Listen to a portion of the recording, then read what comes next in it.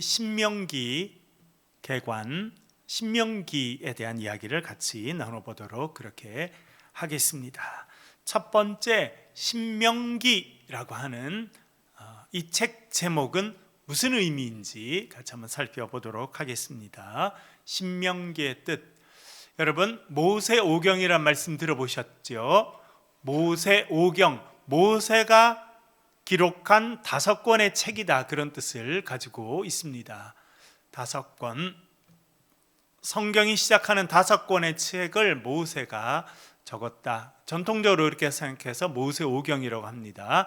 창세기, 출애굽기, 레위기, 민수기, 신명기, 이렇게 되어 있습니다. 이 5개 책이 가장 중요한 책이다. 이스라엘 역사에서 그렇게 생각했습니다. 그래서 이 책을 모세오경이라고 하고 전문적인 말로는 토라라고 이야기하였습니다. 그래서 이 토라는 구약 율법을 대표하는 책이 이제 토라입니다. 여러분 그 예수님의 이야기도 읽어보면 율법사가 와서 물어보죠. 제가 어떻게 영생을 얻겠습니까? 그랬더니 예수님께서 율법사에게 물어봅니다. 성경에 뭐라고 되어 있고 네가 그것을 어떻게 읽느냐, 어떻게 이해하고 해석하느냐.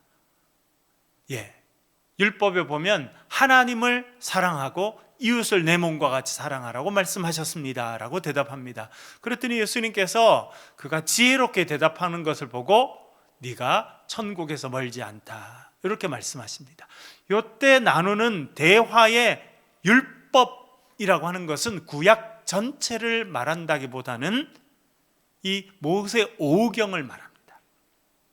물론 그것이 나중에 확장돼서 구약 전체로 쓰일 때도 있습니다만 기본적으로 율법이라고 하면 모세오경을 이야기합니다. 모세가 썼다고 하는 5개의 책입니다. 그 중에 신명기는 5번째 나오는 책입니다. 그리고 사실은 이 신명기는 출애굽부터 시작된, 출애굽기 이제 13장 이렇게 보면 이스라엘 백성들이 10가지 대항 후에 이제 유월절을 지나면서 이제 떠나서 나옵니다. 그 이야기가 출애굽기, 레위기, 민수기까지 쭉 다 이어집니다. 그리고 신명기는 뭐냐면 그 출애굽 이후로 있었던 일들을 다 정리해 주는 책이다, 그렇게 이야기해 볼 수 있겠습니다. 그래서 신명기라고 하는 것은 대단히 중요해서 나중에 우리가 좀 더 전문적으로 구약 성경을 이야기하면 신명기 사관이라는 게 나옵니다. 신명기 사관, 역사를 바라보는 관점들을 사관이라고 이야기하지요. 그 중에 신명기 사관, 하나님께서 율법을 통해서 어떻게 백성들을 이끌어 가시고 뭘 원하시는지를 바라보는 그런 관점을 신명기 사관이라고 부를 만큼 이 신명기는 모세오경의 마지막 5번째 책이면서 결론적인 책이다, 그렇게 이해할 수 있습니다. 그래서 다른 책들도 다 중요합니다만 이 신명기의 말씀들은 어떻게 여호와 백성으로 살아가는지를 말해주고 있습니다. 조금 이따가 또 구체적으로 말씀드리겠습니다만 신명기는 모세가 가지고 있는 관점을 볼 수 있는 중요한 책입니다. 관점, 세상을 바라보는 눈을 관점이라고 이렇게 이야기하는데요, 이 믿음의 관점이 무엇인지, 믿음의 관점으로 하나님의 역사를 어떻게 바라보는지, 그것이 가장 또 잘 나와 있는 책 중에 하나가 신명기라, 그렇게 말씀드릴 수 있겠습니다. 그래서 이 5번째 책 신명기는 모세오경을 이제 마무리하는 중요한 책인데, 신명기라는 말 자체, 뜻에 대해서 한번 살펴보겠습니다. 첫 번째, 이제 우리나라 말 성경은 신명기라고 되어 있습니다. 한자도 나와 있는데요, 한번 좀 띄워주시고, 신명기. 제가 한자를 잘 못해서 좀 찾아봤는데, 신자는 거듭난다, 반복한다, 그런 의미를 갖고 있답니다. 그래서 신신당부한다, 무슨 뜻입니까? 신신당부, 신을 2번이나 썼죠. 거듭해서 간절히 부탁한다는 걸 신신당부라고 이야기합니다. 그래서 여기서 신은 거듭한다, 반복한다 그런 의미를 갖고 있습니다. 명은 목숨 명자입니다. 목숨 명자. 그런데 이 목숨 명자가 명령한다라고 하는 의미도 가지고 있습니다. 그래서 신명기는 거듭되는 명령을 기록한 책이다. 그런 의미의 제목이라 그렇게 이해해 볼 수 있겠습니다. 그러니까 여러분, 우리 말 성경이 1911년, 아주 오래됐죠. 1911년에 한글 성경이 구약 신약 다 출간됩니다. 1890년대는 벌써 이수정이라는 사람이 일본에서 있다가 한국으로 오게 되는데, 일본의 유학생들도 있고 일본에 갔던 사람들이 기독교에 먼저 접하게 됩니다. 그래서 그분들이 벌써 신약 성경의 일부를 한글말로 번역해서 한국에, 우리나라에 가져오게 됩니다. 그것은 1890년대 벌써 이루어지게 되고요. 그래서 신약 성경이 완간되고 구약 성경, 우리가 지금 묵상하는 것처럼 내용이 아주 많고 사실은 번역하기가 어렵습니다. 제가 박사 과정 중에 욥기라고 하는 책을 이제 박사 과정 중에 공부했는데 히브리어로 다 읽고 해석하는 거예요. 얼마나 해석이 어려운지. 왜? 다 시로 돼 있습니다. 우리는 지금 욥기를 보면 욥이 쭉 대화한 내용 이렇게 되어 있습니다만, 벌써 1장, 2장을 지나서 3장, 욥이 자기의 삶을, 자기의 인생을, 어찌 내가 태어났던 거, 어떻게 나를 받아줬던 이런 이야기가 나올 때부터는 전부 다 시이고, 욥이 친구들과 대화했던 내용은 전부 다 시입니다. 여러분, 시는 엄청나게 번역하기가 어렵습니다. 그리고 문학 작품들은 번역한다는 게 쉽지가 않습니다. 그래서 이 구약 성경을 번역하는 것은 훨씬 더 오래 걸렸는데, 그런 작업을 거쳐서 1911년에 신약과 구약 성경이 이제 전부 다 나오게 됩니다. 그렇게 나올 때 구약 성경 중에 이 모세오경의 5번째 책을 뭐라고 부를까 고민을 많이 했어요. 그런 중에 신명기, 거듭되는 명령을 기록한 책이다라고 하는 의미로 번역하였는데, 실제로 이 번역은 헬라어로 번역된 구약 성경의 뜻을 따른 겁니다. 좀 더 설명을 드릴게요. 두 번째는 히브리어 제목이 있습니다. 히브리어로 된 구약 성경은 다 히브리어로 되어 있는데 아주 일부만 아람어로 되어 있습니다. 그런데 그게 제목은요, 화면에 띄워주시고요. 히브리어 제목은 뭐라고 되어 있습니까? 뜨바림이라고 되어 있습니다. 번역하면 말씀들이라는 것인데요, 우리가 읽은 신명기 1장 1절 말씀 한 번 더 읽어보겠습니다. 시작. 이는 모세가 요단 저쪽 숲 맞은편에 아라바 광야 곧 바란과 도벨과 라반과 하세롯과 디사합 사이에서 이스라엘 무리에게 뭐한 말씀이라고요? 선포한 말씀이다. 이게 1장 1절입니다. 그러면 히브리어로 된 구약 성경은 책 제목을 어떻게 정했느냐? 보통은 두 가지 경우인데요, 그 책에 시작하는 첫 번째 단어를 책 제목으로 삼을 때가 있습니다.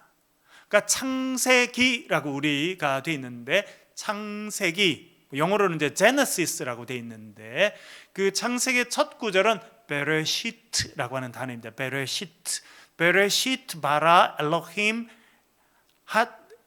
하차마임 벳 하아레츠 이렇게 되어 있는데, 그 창세기의 첫 단어가 베레시트라고 하는 단어, 영어로는 in the beginning, 우리나라 말로는 태초에라고 하는 말인데, 그래서 창세기의 제목은 첫 단어인 베레시트입니다. 그렇게 첫 단어를 제목으로 삼든지, 혹은 처음 나오는 단어 가운데 그 책의 전체 내용을 요약할 수 있는 단어가 있다면 그 단어를 선택해서 책 제목으로 삼는 것은 히브리어로 된 구약 성경이 책 제목을 정하는 방식입니다. 그런데 이 신명기는 뭐라고 되어 있냐면 뜨바림이라고 되어 있는데, 뜨바림은 뜨바림, 임 이렇게 되면 복수가 되거든요. 히브리어는 복수. 그래서 엘은 하나님이고 엘로힘도 하나님이죠. 사실은 엘이 복수가 되면 엘로힘이 되는데, 뒤에 힘 이렇게 붙은 거는 복수형입니다. 복수형. 두 개 이상에 있는 복수형을 나타낼 때 이런 형태로 사용하게 되는데, 그래서 원래는 이 말이 말이라는 단어, 따바르라고 하면 말이라는 단어, 말입니다. 말, 그리고 말이 여러 개 되면 말들이 되지 않습니까? 그래서 이 복수형이 여기서 이제 사용됐기 때문에 1장 1절에 모세가 바란 아라바 광야에서 이스라엘 백성들을 불러놓고 그들에게 한 말씀들이다. 우리나라 말에는, 우리나라 성경에는 그냥 무리에게 선포한 말씀이니라 단수로 했지만 실제로 히브리어로는 복수로 되어 있습니다. 말씀들 이렇게 되어 있어서 그 단어를 선택해서 이제 제목으로 삼았습니다. 그래서 히브리어로 된 다섯 번째, 모세의 다섯 번째 책 제목은 신명기가 아니고 말씀들, 느바림 이렇게 되어 있다는 겁니다. 그런데 처음에 이 구약 성경이 히브리어로 되어 있었습니다만 나중에는 이스라엘 백성들이 더 이상 히브리어를 사용하지 않습니다. 지난번에 말씀드린 것처럼 우리도 세종대왕이 처음에 한글을 만들었을 때 지난번에 말씀드렸죠. 나란 말씀이 뒹귀게 달아 문자와로 서로 삼았디 아니할세. 이렇게 말하면 우리 지금 초등학생들 알아듣겠습니까? 문자와로 서로 삼았디 아니할세, 뭐 이렇게 이야기하면, 어린 백성이 니러고저 홀빼 있어도 이렇게 이야기하면 무슨 말인지 아들이 알아듣지 못하잖아요. 우리나라 말은 다른 언어로 바뀐 적이 없음에도 불구하고 언어가 이렇게 시간이 지나면 그 발음도 조금씩 바뀌는데 이스라엘 백성들 가운데도 그런 일이 있었습니다. 그래서 이스라엘 백성들은 원래는 히브리어를 쓰고 살았지만 그 백성들이 이제 바벨론으로 끌려가게 되고, 바벨론에 끌려갔던 사람들이 150년에 거쳐서 천천히 돌아오는데 더 이상 이 사람들은 히브리어를 사용하지 않습니다.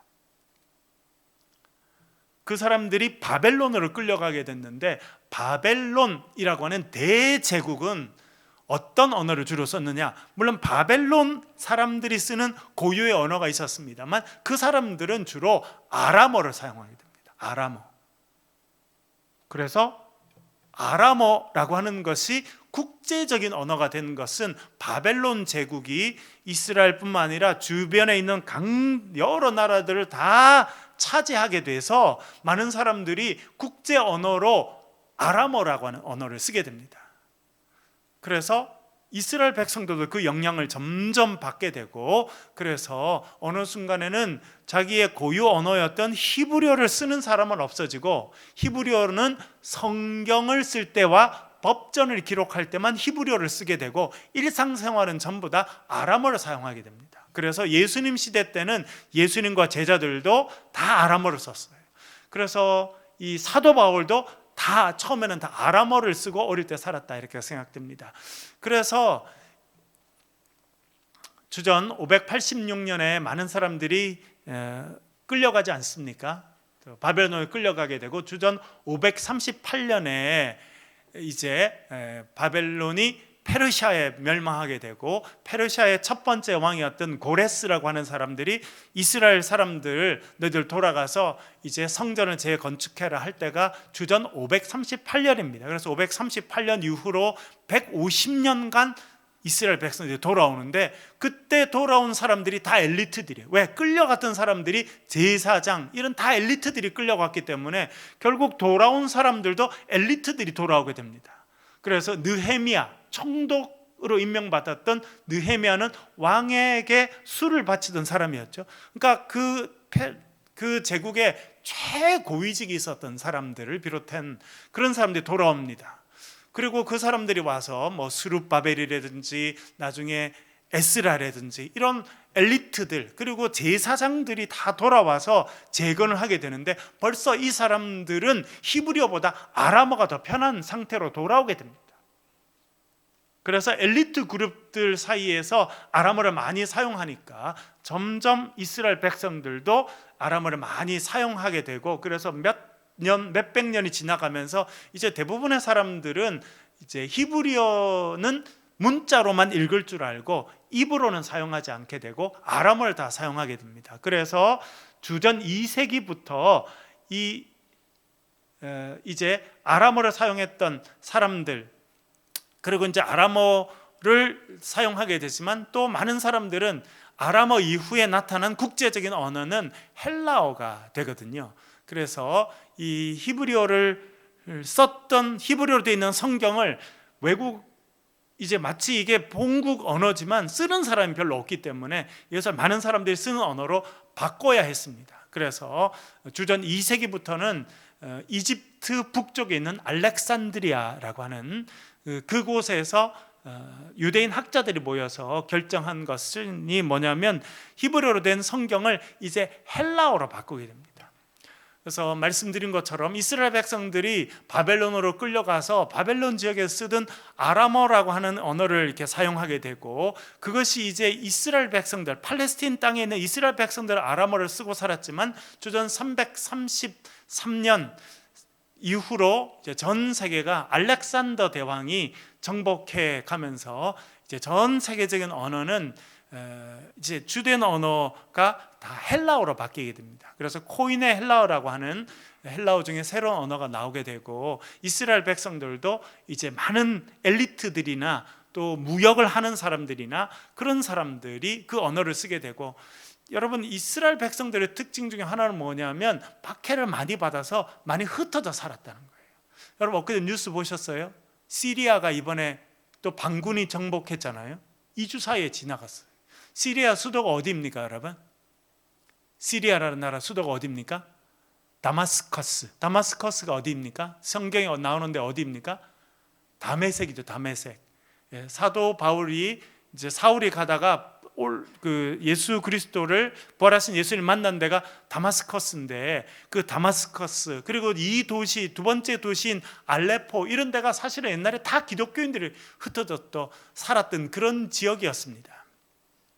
그래서 많은 유대인들은 이제 국제 사회 가운데 흩어져 살면서 히브리어에서 아람어로, 그리고 이제 엘리트들과 또 많은 무역하는 사람들은 헬라어를 쓰게 되면서 이제 알렉산드리아, 이집트 북부에 있는 알렉산드리아에서 이 구약 성경, 히브리어 성경을 헬라어로 바꾸는 작업을 오랫동안 하게 되는데, 그것을 70인역, 사실은 72명이 모여서 처음 번역을 시작했습니다만 70이라는 숫자가 중요해서 2는 떼버리고 70인역이라고 불리는 성경이 나오게 되는데, 그것이 구약 성경을 헬라어로 번역한 성경입니다.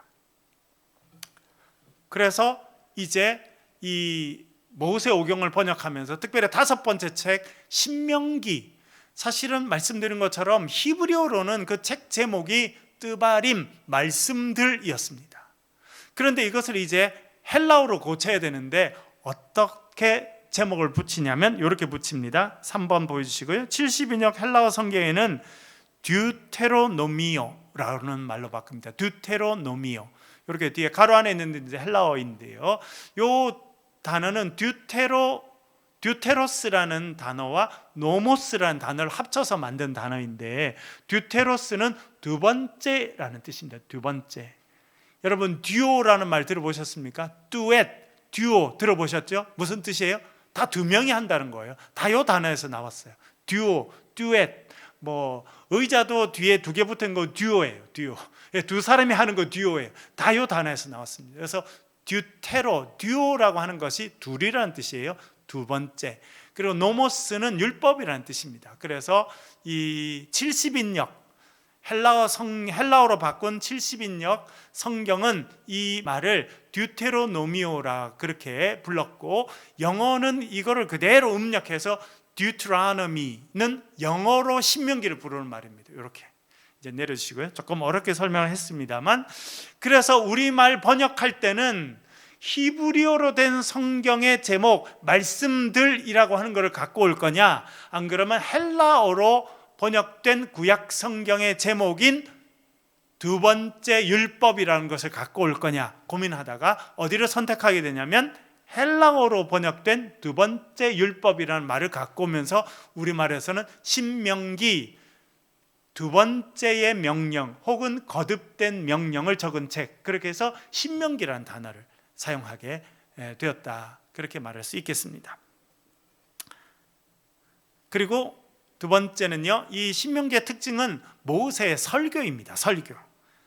신명기 1장 1절 우리 읽었습니다만 다시 한번 읽어보겠습니다. 신명기 1장 1절 같이 읽겠습니다. 시작. 이는 모세가 요단 저쪽 숲 맞은편의 아라바 광야 곧 바란과 도벨과 라반과 하세롯과 디사합 사이에서 이스라엘 무리에게 선포한 말씀이니라. 아멘. 누가 한 말씀이라고 이야기합니까? 모세가 어디서 한 말씀이라고 이야기합니까? 아라바 광야는 어디냐면 지금 요단강 오른쪽에 있는 평지입니다. 모압 평지와 가까운 아라바 광야라고 불려지는 곳에서 백성들을 모아놓고 백성들 앞에서 한 설교라 이렇게 쉽게 이야기해 볼 수 있겠습니다. 그런데 여기에서 우리가 주목해 볼 단어가 있는데 그건 뭐냐면 이스라엘 무리에게 라고 하는 것입니다. 이스라엘 무리에게.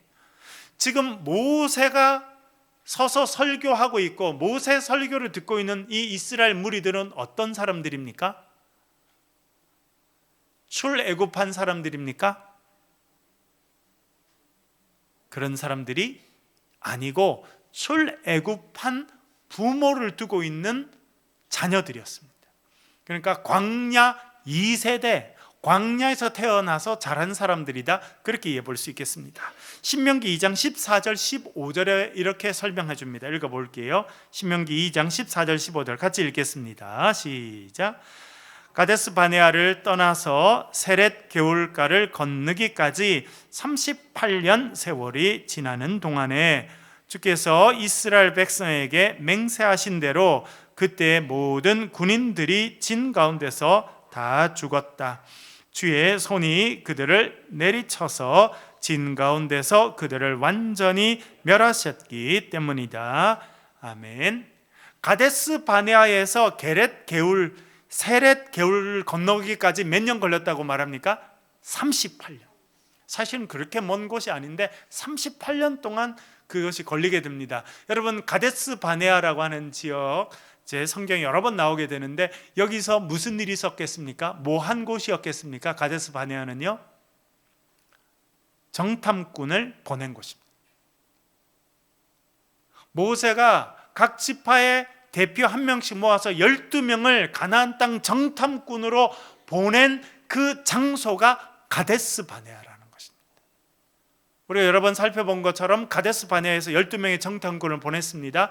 12명이 돌아와서 10명은 부정적인 보고를 하게 됩니다. 그래서 백성들이 밤새 통곡하면서 하나님을 원망하고 모세를 원망하고, 우리가 이 광야에서 죽거나 애굽 땅에서 죽었거나 광야에서 죽으면 좋았을 것을 하나님이 우리를 이끌어서 가나안 땅에 들어가서 우리 처자는 붙잡히게 하고 우리는 죽게 만드는구나, 우리가 애굽으로 돌아가자라고 소리쳤던 그 곳이 가데스 바네아입니다.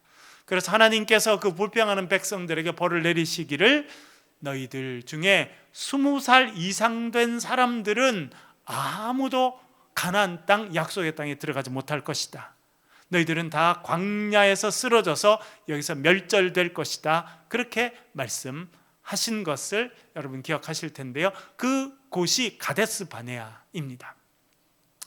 민수기는 백성들의 숫자를 세는 책이라고 그렇게 말씀드렸죠. 그래서 영어로는 numbers라고 되어 있습니다. numbers, 숫자들이라는 뜻인데요, 숫자를 세었다는 거죠. 민수기 1장과 민수기 26장에 사람들을 세고 있습니다. 그런데 여러분, 사람들의 숫자를 셀 때 몇 살 이상부터 세던가요? 20살 이상으로 전쟁에 나갈 사람들을 세죠. 그러니까 20살 이하는 어린다고 생각하고 숫자에 치지 않았습니다. 그러니까 20살부터는 전쟁에 나가야 됐기 때문에 이 20살 이상 된 사람들은 전사들, 군인들이라고 불렀습니다. 남자들은요. 그래서 오늘 본문에 보면 가데스 바네아를 떠나 세렛 개울을 건너기까지 38년이 지나는 동안 그때 모든 군인들이 진 가운데서 다 죽었다, 그렇게 이야기하죠. 여기 군인들은 누구냐면 20살 이상 된 남자들을 이야기합니다. 그러니까 가데스 바네아에서 정탐꾼 이야기를 듣고 불평했던 20살 이상 된 군대 나갈 수 있는 사람들은 이 가데스 바네아 불평했던 데부터 세렛 개울가까지 38년이 걸렸는데 그 사이에 다 죽게 됐다는 겁니다. 민수기 할 때도 말씀드렸습니다만, 그래서 민수기는 2번 인구 조사를 하는데 민수기 1장에서 한 번 하고 민수기 26장에서 한 번 합니다. 1장에서 민수기 1장에서 한 인구 조사는 누구 숫자를 센 겁니까? 출애굽한 백성들이 몇 명인가를 시내산에서 셌어요. 그런데 이제 민수기 26장에 나오는 두 번째 인구 조사는 지금 모세가 말하고 있는 이 모압 평지 가까운 요단강 동쪽에서 숫자를 센 겁니다. 누구 숫자를 셌다는 겁니까? 이제 가나안 땅으로, 요단강을 건너서 가나안 땅으로 들어갈 사람 숫자를 센 것입니다. 지금 모세가 앞에 서서 이스라엘 무리들에게 말씀을 전했다 할 때 이 이스라엘 무리들은 광야에서 다 태어난 자들입니다. 그리고 시내산에 머물러 가데스 바네아에 있을 때 20살 밑에였던 사람들. 그래서 그 사람들에게 말했다. 그렇게 할 수 있겠습니다. 그러니까 많은 사람들은 모세가 시내산에서 하나님의 말씀을 받고 돌판 2개를 들고 내려오잖아요. 돌판 2개를 들고 내려오는데 백성들이 뭘 하고 있었어요? 금송아지를 만들어 놓고 막 금송아지 절을 하고 축제를 하니까 모세가 막 화가 나가지고 하나님이 만들어 주신 돌판인데도 막 집어 던져가지고 다 깨버렸잖아요. 그러니까 그런 장면은 못 본 사람들인 거예요. 아주 어릴 때 봤든지 대부분은 못 본 거예요. 그러니까 하나님께서 시내산에서 어떤 말씀을 하셨는지를 잘 모르는 백성들이 이제 가나안 땅으로 들어가게 된 것입니다. 그래서 모세가 이제 요단강을 건너기 전에 그렇게 광야에서 태어나서 성장한 백성들을 다 모아놓고 그 사람들에게 중요한 것을 알려주는데 뭘 알려주냐면 하나님의 언약을 다시 알려줍니다. 그래서 신명기 2번째 율법이라고 일컬어지는 이 신명기의 주된 내용은 뭐냐면 하나님께서 우리에게 계명을 주셨고 우리는 언약의 백성이다 라고 하는 것을 새로 태어난 젊은 세대들에게 알려주는 이야기입니다. 신명기 5장 6절과 7절을 읽어보겠습니다. 신명기 5장 6절 7절 같이 읽겠습니다. 시작. 나는 너를 애굽 땅 종되었던 집에서 인도하여 낸 내 하나님 여호와라. 나 외에는 다른 신들을 내게 두지 말지니라. 아멘. 신명기 5장 6절 7절을 읽었는데 이렇게 금방 읽은 말씀입니다. 이 말씀은 사실은 시내산에서 10계명을 받았을 때 했던 말씀을 그대로 반복합니다. 출애굽기 20장 2절 3절 읽어보겠습니다. 같이 읽겠습니다. 시작. 나는 너를 애굽 땅 종되었던 집에서 인도하여 낸 내 하나님 여호와니라. 너는 나 외에는 다른 신들을 내게 두지 말라. 아멘. 금방 아까 읽었던 신명기 6장과 지금 금방 읽은 출애굽기 20장 말씀 어떻습니까? 똑같습니다. 똑같아요. 지금 모세는 광야에서 태어나서 성장한 백성들에게 시내산에서 하나님께서 주셨던 10계명을 다시 한번 알려주는 것입니다. 그래서 10계명, 그 율법의 말씀을 다시 알려준다. 그래서 신명기라고 하는 이름을 갖게 되었다 말해주고 있습니다. 왜냐하면 이제 하나님께서 허락하신 약속의 땅에 들어가게 될 것인데 이 백성들이 알아야 될 것은 왜 요단강을 건너서 가나안 땅으로 가느냐? 하나님께서 약속으로 주신 땅이고 하나님께서 언약을 지켜주셨기 때문이다 라고 하는 것을 알려주는 것입니다. 신명기 31장 10절부터 12절을 읽어볼게요. 그래서 이제 중요한 이야기를 하게 됩니다. 31장 10절부터 12절 천천히 읽겠습니다. 시작. 모세가 그들에게 명령하여 이르기를 매 7년 끝해 곧 면제년의 초박절에 온 이스라엘이 내 하나님 여호와 앞 그가 택하신 곳에 모일 때에 이 율법을 낭독하여 온 이스라엘에게 듣게 할지니 곧 백성의 남녀와 어린이와 내 성읍 안에 거류하는 타국인을 모으고 그들에게 듣고 배우고 또 여호와를 경외하며 이 율법의 모든 말씀을 지켜 행하게 하고. 아멘. 매 7년마다 백성들을 다 불러 모으라는 겁니다. 매 7년마다. 그리고 뭐 하라는 겁니까? 율법을 다시 알려주라는 거. 하나님의 언약의 말씀을 다시 알려주라는 겁니다. 그것은 언제 받았던 거냐면 시내산에서 하나님께서 주셨던 그 말씀을 모세가 지금 요단강 동쪽에서 백성들이 알려줍니다. 그리고 이제 요단강을 건너서 가나안 땅에 가거든. 몇 년마다? 7년, 안식년이 되는 7년이 될 때마다 백성들을 다 불러 모아서 그것을 반복적으로 계속 알려주라, 그렇게 이야기해주고 있습니다. 그 내용은 뭐냐면 우리가 하나님의 백성이라는 걸 알려주라는 것입니다. 그리고 하나님의 백성으로서 우리가 하나님 주신 계명을 지키고 살아가야 된다는 것을 다시 알려주라, 그것을 7년마다 다시 계속 알려주라, 그렇게 이야기해주고 있습니다. 그 내용은 하나님의 언약의 내용을 알려주는 것입니다. 몇 번 살펴보았습니다만 다시 한번 읽어볼게요. 창세기 17장 7절과 8절. 여러분 여기서 자세하게 한번 읽어보세요. 어떤 내용을 미리 지금 아브라함에게 말씀하고 있는지 한번 관심 있게 보면서 읽어볼게요. 7절 8절 읽어보겠습니다. 시작. 내가 내 언약을 나와 너 및 내 대대 후손 사이에 세워서 영원한 언약을 삼고 너와 내 후손의 하나님이 되리라. 내가 너와 내 후손에게 내가 거류하는 이 땅 곧 가나안 온 땅을 주어 영원한 기업이 되게 하고 나는 그들의 하나님이 되리라. 아멘. 하나님께서 아브라함과 언약을 맺으십니다. 하나님은 참 인격적이신 분이세요. 하나님께서 직접 손으로 만드신 피조물인 인간에게 명령하셔도 되는데, 이렇게 해라 명령하셔도 되는데, 하나님은 어떻게 하시냐면 약속, 언약을 하십니다. 내가 이렇게 해줄게, 너는 이렇게 해다오, 이렇게 약속을 합니다. 제가 미국에서 한 10년 살아보니까 그런 느낌이 들더라고요. 미국이란 나라도 여러분 어떻게 나라가 시작합니까?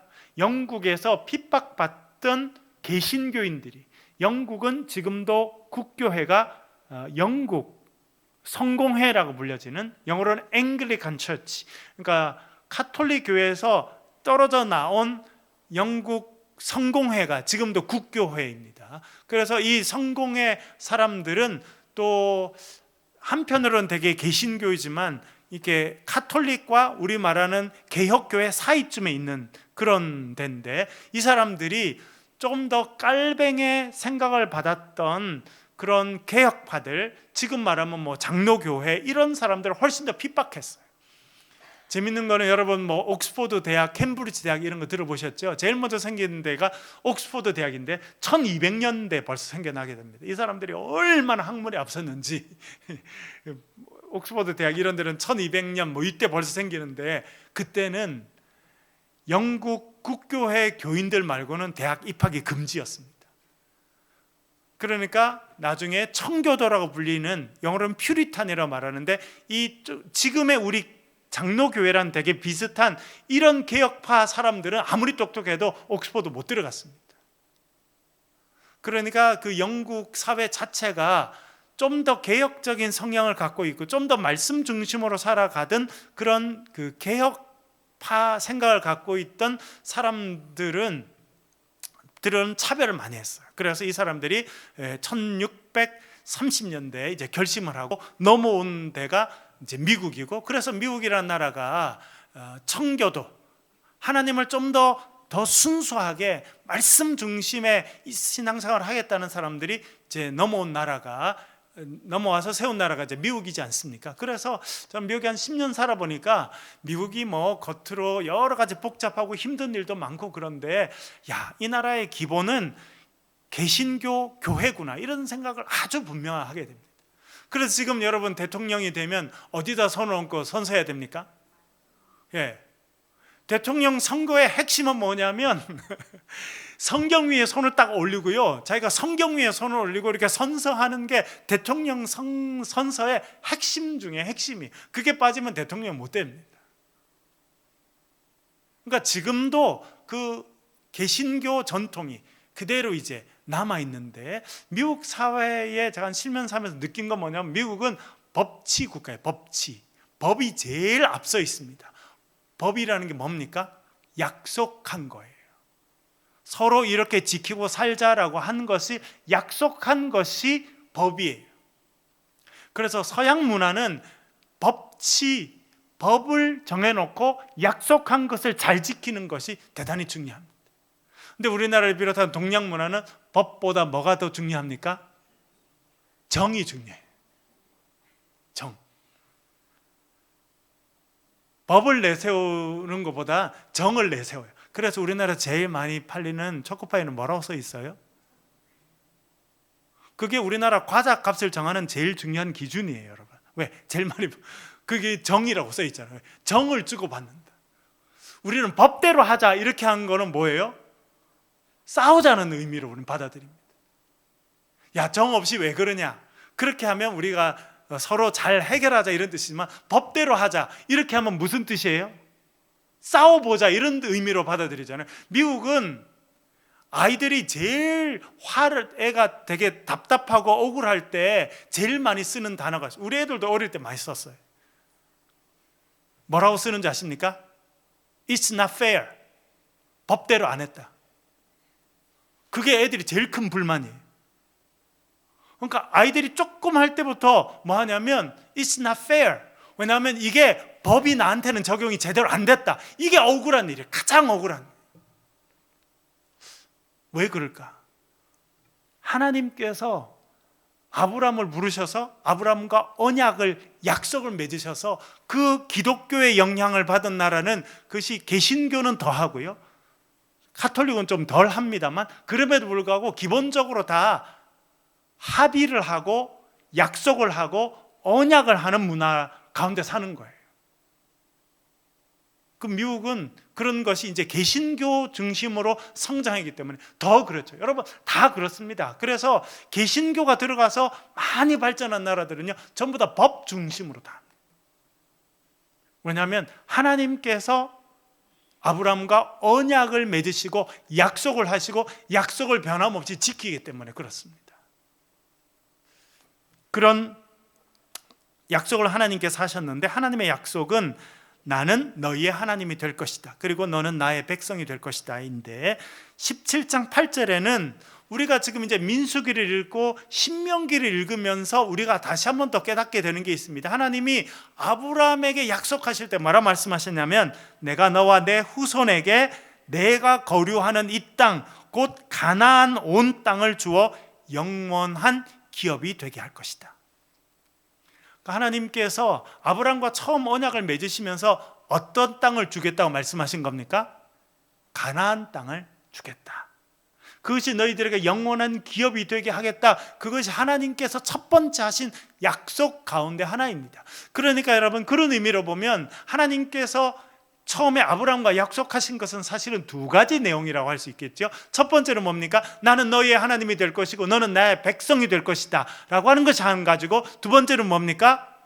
가나안 땅을 너희들에게 기업으로 줄 것이다. 그래서 지금 광야 40년을 지나서 요단강을 앞에 두고 모세가 그렇게 말하는 겁니다. 하나님은 신실하신 분이시다. 그래서 우리 조상 아브라함에게 주시겠다고 약속하신 그 가나안 땅을 우리들에게 주시려고 하신다. 하나님은 언약을 지키시는 신실하신 분이시다. 그러니 너희들도 언약 백성답게 살아라. 그렇게 지금 이야기를 하고 있는 것입니다.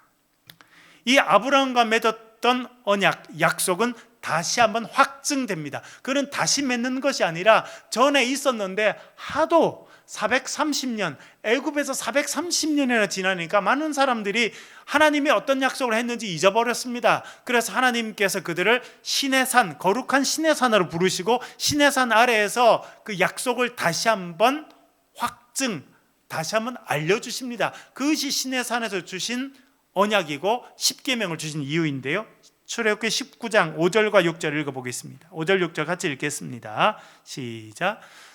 세계가 다 내게 속하였나니 너희가 내 말을 잘 듣고 내 언약을 지키면 너희는 모든 민족 중에서 내 소유가 되겠고 너희가 내게 대하여 제사장 나라가 되며 거룩한 백성이 되리라.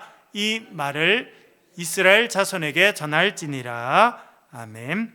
시내산에서 하나님께서 십계명을 다시 주면서 말씀하십니다. 너희들이 나의 백성이다. 나는 너희의 하나님이 될 것이고 너희들은 나의 소유된 백성, 거룩한 백성, 제사장 나라가 될 것이다. 그러니 제사장 나라의 거룩한 백성답게 살아가라. 그리고 삶의 기준으로 십계명을 주시게 됩니다. 그러니까 십계명을 주신 것은, 율법을 주신 것은 그들이 하나님의 백성이라고 하는 것을 확증시켜주는 일이었다. 그렇게 말해줄 수 있겠습니다. 신명기 내용은 뭐냐면 그 하나님께서 아브라함에게 하셨던 약속, 그리고 시내산에서 다시 한번 확증해 주셨던 그 약속을 기억하라 라고 하는 것이 신명기의 내용입니다. 그래서 너희들이 이제 요단강을 건너서 가나안 땅을 차지하게 될 것인데, 가나안 땅은 하나님께서 약속으로 주신 땅이고 하나님께서 약속을 지켜주신 결과다. 그러니 너희들도 하나님의 언약의 백성으로 살아가라. 이 이야기가 사실은 신명기 전체의 내용입니다. 그리고 이제 신명기의 결론에 가면 모세가 이렇게 말합니다. 읽어볼게요. 33장 29절 읽어볼게요. 같이 읽겠습니다. 시작. 이스라엘이여 너는 행복한 사람이로다. 여호와의 구원을 너같이 얻은 백성이 누구냐? 그는 너를 돕는 방패시요 내 영광의 칼이시로다. 내 대적이 내게 복종하리니 내가 그들의 높은 곳을 밟으리로다. 아멘. 모세가 사실은 죽기 전에 한 마지막 말 중에 하나인데, 이스라엘 백성들 얼마나 힘들었어요. 이스라엘 백성들을 광야에서 이끌어가는 게 모세한테도 너무나 힘들었습니다. 그래서 여러분, 모세가 하루는 너무 힘드니까 뭐라 그래요? 하도 모세한테 먹을 거 없다, 고기 없다 그러니까 뭐라 그래요? 하나님 저에게 은혜를 베풀어 주십시오. 베풀어 주실 은혜는 뭐냐면 저를 지금 즉시 죽여서 더 이상 이렇게 불평하는 백성들 가운데 시달리지 않도록 도와주십시오. 그것이 모세가 기도할 내용일 만큼 모세도 너무나 힘들었어요. 그런데 이제 마지막에 이제 요단강을 건너서 가나안 땅으로 들어갈 그 백성들 향해서 모세가 이렇게 말합니다. 이스라엘 백성들아, 너는 행복한 사람이다. 40년 동안 광야에 살았습니다. 집도 없이 살았습니다.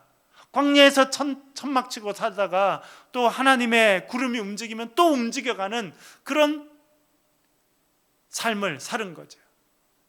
그런데 그 백성들에게 뭐라 그러냐면, 이스라엘 백성들아 너희들은 행복한 사람이다. 그 조건, 왜 행복한 사람이라고 말한다는 겁니까? 모세는 왜 너희들이 행복한 사람이다 그렇게 이야기해 주고 있습니까? 여호와의 구원을 너같이 얻은 백성이 없기 때문이다. 하나님께서 너와 함께 하시고 하나님께서 너에게 구원을 베풀어 주시고 하나님께서 너희들을 출애굽시켜 주시고 이제 약속을 지키시는 하나님께서 너희들에게 약속의 땅을 주시니 그 하나님의 구원을 경험하고 살아가는 너희들은 행복한 사람이다. 그렇게 말하고 있는 것입니다. 여러분, 하나님의 구원의 은혜를 여러분들도 받으셨습니까? 그러면 우리 모두가 행복한 사람이라는 것을 기억하시길 바랍니다. 딴 거 별 필요가 없어요. 저 집은 뭐 어떻게 했다던데, 저 집은 뭐 아파트가 몇 채라던데, 뭐 어디다 땅을 사는데 땅이 올랐다던데, 뭐 여러분 그런 것이 행복하잖아요. 저도 목회하면서 그런 분들 만나봤잖아요. 제가 LA에서 살 때 어느 의사 부부 있었어요. 그 남자 집사님 아버님 미국에서 개척교회에서 평생 작은 개척교회, 이 아들이 그것이 평생 힘들었어요. 학비도 없고 먹을 것도 별로 없고, 근데 똑똑해요. 그래서 UCLA 의과대학에 가서 엄청 또 유명한 의사가 됐어요. 자기 와이프도 또 그런 좋은 부부를 만났어요. 그래서 두 분이 의사로 살면서 미국에서 돈을 많이 벌었어요. 한 번은 갔더니 그런 거예요. 목사님, 드디어 저희들이 빌딩을 하나 구입했습니다. LA에서 빌딩을 구입했다. 자기 어릴 때는 학비도 없이 그렇게 살다가 하나님이 복을 주셔서 둘이 열심히 일을 해가지고 돈을 벌어서 은행 융자 좀 끼고 해서 빌딩을 얻었다는 거예요. 그래서 우리가 축하한다고 막 이렇게 했어요. 한참 뒤에 또 신방 갔더니 목사님 기도 제목이다. 왜 그러냐? 빌딩 때문에 머리 아파 죽겠다는 거예요. 왜요? 빌딩이 크니까 그게 세입자들이 많잖아요. 세입자들이 있으면 매달 꼬박꼬박 이렇게 월세를 내야 되는데 안 낸다는 거예요. 어떤 집은 배째라 이런다는 거예요. 아니 월세를 계속 내야 자기도 그거 받아서 은행에다 이자도 내고 이렇게 하는데 안 낸다는 거예요. 그리고 배째라 이런다는 거예요.